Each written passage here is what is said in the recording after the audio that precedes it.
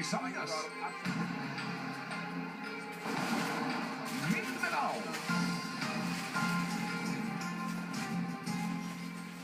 Hindi pinalagpas ng Pylon ngayon ang mga minahan na sinasabing pasaway at banta sa kalikasan.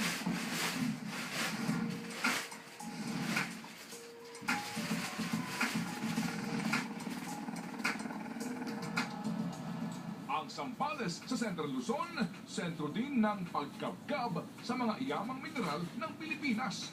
Isa sa pinaka-maraming minerals sa Pilipinas. Mag-grant tayo ng top 5 na provinces kasamang Zambales. Kaya dagsa rin ang mga kumpanya ng minahan na mayroong interes sa lupa nito. Pinaka-abundant sa Zambales ay nickel and bromine. Sa isang taon, pwede umabot na billion pesos. Ang malawak na lupain ito Nanay, huwag ka ay maingay. bahagi po ng barangay Bulitok sa bayan po ng Santa Cruz sa lalawigan ng Zambales.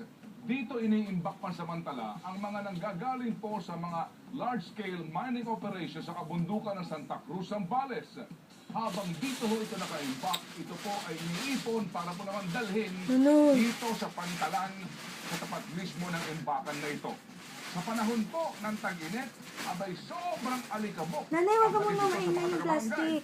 Habang sa panahon po naman ng kaunting ulan lamang, putik naman po ang hatid na problema. Imbis daw na makinabang sa kita ng mina, ang mga Sambalenyo pa raw ang nagtitiis sa perwisyong dulot ng mga minahan mula sa mga magsasaka. Nung dumating po ang minahan na yan at bumaba po yung mga nickel, tatabo na ng aming mga palayan, wala na po kami naaani. Mga mangingisda sa ilog at dagat. Tignan mo yung dagat natin, no? Halos wala ka nang makitang isda dito. Putik galing sa minahan. Sa lahat ng ilog na nanggagaling doon sa mga gilid po ng minahan, patungo sa mga palayan, natural lang na dumayo siya. Palagay ko po, natural lang. Mangitim-ngitim, mamula-mula hanggang sa palight na yung kulay. Kahit walang minahan, ganun po talaga ang dagat. May posibilidad niya po nagkaroon nga ng pangingitan ng kulay, ng tubig sa ilog. Sapat din daw ang mga ginagawa ng mga kumpanyang ito para maiwasan ang perwisyo at pagkasira ng kalikasan ayon sa Environmental Management Bureau ng Central Luzon. Tinakpan nila yung mga trucks nila with tarps na may wash bay na doon sa mine site. At pagdating sa port facility, meron din another wash bay to ensure na hindi madadala ng mga sasakyan yung mga soil. At binabantayan natin yung mga operations ng mining sa Zambales. Kung binabantayan nga ng DENR-EMB ang mga minahan sa Zambales, bakit ito ang mga nakunan namin? 4 ang mga malalaking minahan sa Zambales.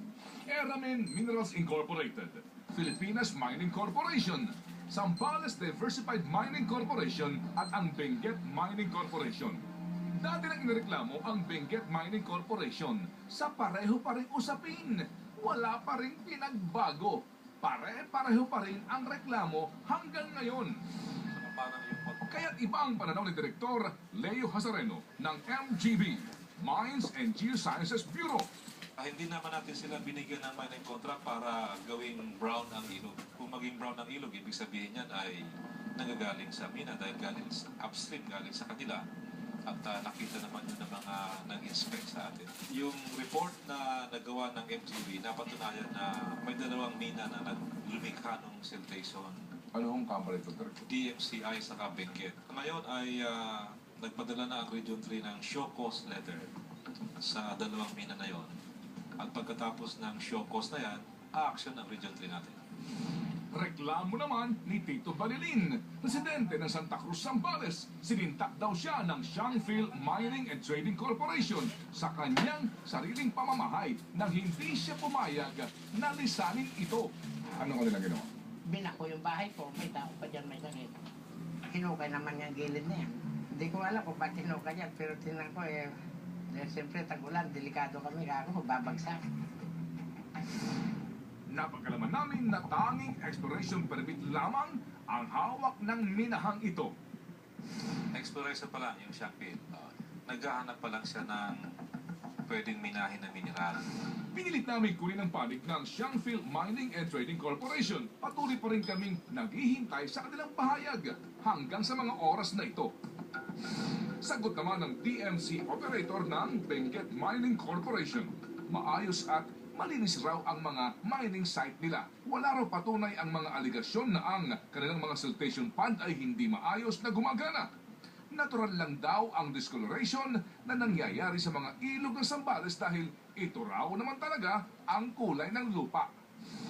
Naniniwala naman ang mga opisyal sa bayan ng Santa Cruz, Zambales na may kabutihan pa rin dala ang mga minahan. Sa pagpagawa tayo ng mga ilang struktura sa ating barangay, maraming covered court, bagong barangay hall, anong silbi ng aming mineral kung hindi natin kukunin yan at ibebenta? Noong una, nagrereklamo sila, tulad niya, naging nasira yung daan, nalikabok. Pero nung nabigyan na ng trabaho, nabawasan ang mga nagrereklamo. Hindi sapat ang kinikita sa mining.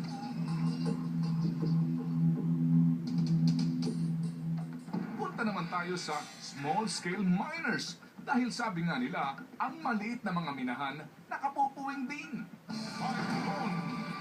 Ngayon,